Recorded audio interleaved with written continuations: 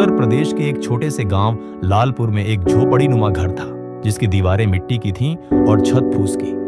बरसात के दिनों में पानी टपकता था और गर्मी में छत से आग बरसती थी। इसी झोपड़ी में रहती थी एक 13 साल की लड़की, रेखा। रेखा की माँ दूसरों के घर बर्तन धोती थी और पिता खेतों में मजदूरी करते थे। घर में 4 बच्चे और पेट भरने का एक सपना, वो भी रोज अधूरा। लेकिन रेखा के सपनों में कभी भूख नहीं थी, बल्कि एक अदालत की बड़ी कुर्सी थी, जिस पर वो एक दिन बैठकर न्याय करती दिखती थी। रेखा 5वीं क्लास में थी जब उसने पहली बार अपने गांव के सरपंच के घर जाकर टीवी पर एक कोर्ट रूम देखा। उसमें एक महिला जज काले गाउन में गंभीरता से केस सुन रही थी। रेखा की आंखें चमक उठी। उस दिन घर लौटकर उसने माँ से कहा, माँ, मैं भी जज बनूंगी। माँ हंसी, फिर रो दी। बेटी, पहले खुद के लिए एक जोड़ी चप्पल तो ले आ, फिर जज बनना। लेकिन रेखा का इरादा पक्का था। रेखा सुबह 4 बजे उठती, घर के सारे काम निपटाकर स्कूल जाती। स्कूल की बिल्डिंग जर्जर थी, लेकिन किताबों में रेखा को पूरी दुनिया नजर आती। कई बार बिना खाए स्कूल जाना पड़ता, क्योंकि घर में खाने को कुछ नहीं होता। लेकिन रेखा ने कभी शिकायत नहीं की। स्कूल से लौटकर वह खेतों में काम करने चली जाती, ताकि किताबें खरीद सके। कभी कभार गांव के मास्टर साहब उसे पुरानी किताबें दे देते, तो वह खुशी से उन्हें सीने से लगाकर सोती। 8वीं के बाद पिता ने पढ़ाई छुड़वाने की कोशिश की। अब बहुत हो गया पढ़ना लिखना, शादी की बात सोचो। लेकिन रेखा ने एक रात चुपके से गांव के प्रधान के घर जाकर उनसे गुहार लगाई, बाबूजी, मुझे पढ़ने दीजिए। मैं गांव की पहली लड़की बनूंगी जो शहर जाकर पढ़ेगी। प्रधान ने उसकी आंखों की सच्चाई देखी और इंटर तक उसकी फीस भरवाने की जिम्मेदारी उठाई।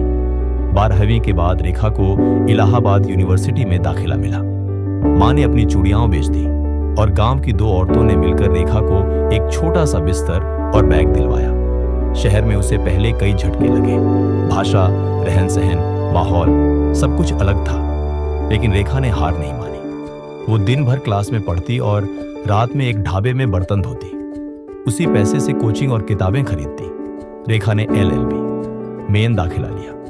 पहली क्लास में जब प्रोफेसर ने कहा, जो यहां बैठे हो उनमें से 1% ही जज बन पाते हैं, तो रेखा के भीतर एक आग जल उठी। उसने खुद से वादा किया, मैं उसी 1% में रहूंगी। रेखा हर रोज 10 से 12 घंटे पढ़ाई करती, मुफ्त के सेमिनार अटेंड करती, पुराने जजों के इंटरव्यू देखती और हर जवाब को लिखकर दीवार पर चिपका देती। जब यूपी PCSG की परीक्षा आई तो उसके पास फॉर्म भरने के पैसे नहीं थे, लेकिन उस ढाबे के मालिक ने 500 रुपये उधार दिए। बिटिया, एक दिन जज बनना, बस हमें याद रखना। रेखा ने रात दिन एक कर दिया।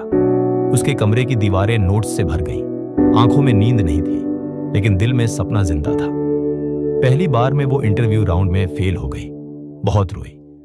मां ने फोन पर कहा, बेटी, सपनों की हार नहीं होती, कोशिशें कभी बेकार नहीं जाती।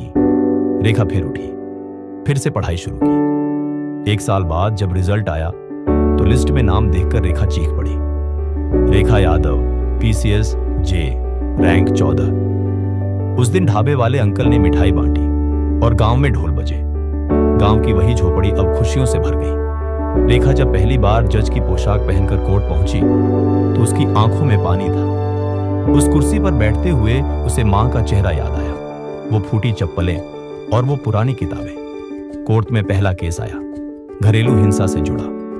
रेखा ने फैसला सुनाया, न्याय केवल कानून से नहीं, संवेदनशीलता से भी किया जाता है। जब रेखा अपने गांव लौटी तो वही लोग जो कभी बोले थे, लड़की पढ़कर क्या करेगी, आज फूल लेकर खड़े थे। सरपंच ने गांव की बेटी को मंच पर बुलाकर कहा, यह सिर्फ जज नहीं बनी, हमारी सोच बदल गई आज। रेखा की कहानी एक झोपड़ी से निकलकर कानून की गहराई में डूबने और समाज को दिशा देने की कहानी है। कभी भूख में भी जिसने किताबें नहीं छोड़ी, कभी अपमान में भी जिसने सम्मान नहीं खोया, और कभी हार में भी जिसने उम्मीद नहीं छोड़ी। वो रेखा आज हजारों लड़कियों की प्रेरणा है। अगर रेखा कर सकती है तो आप क्यों नहीं? पैसे, हालात, मजबूरी, कुछ भी सपना पूरा करने से बड़ा नहीं होता। बस जिद होनी चाहिए, झोपड़ी से जज तक का रास्ता तय करने की।